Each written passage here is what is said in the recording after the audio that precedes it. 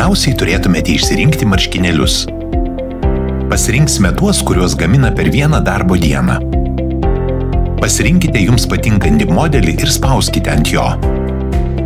Atsidariusiame lange galite paskaityti marškinėlių aprašymą, pažiūrėti galimas spalvas ir dydžius. Norėdami pradėti kurti, spauskite Personalizuok. Susiraskite mygtuką, ant kurio parašyta AI.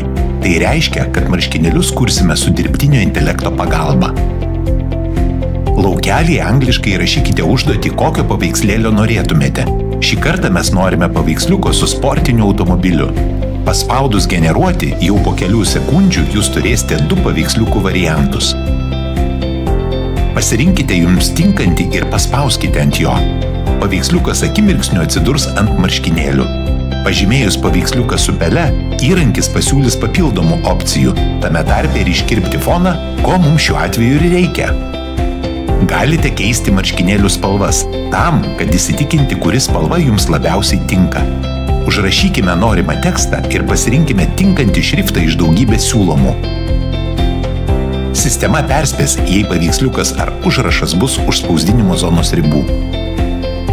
Kai viskas baigta, pažiūrėkite dydžių lentelę, pasirinkite tinkamą dydį ir dėkite į krepšelį.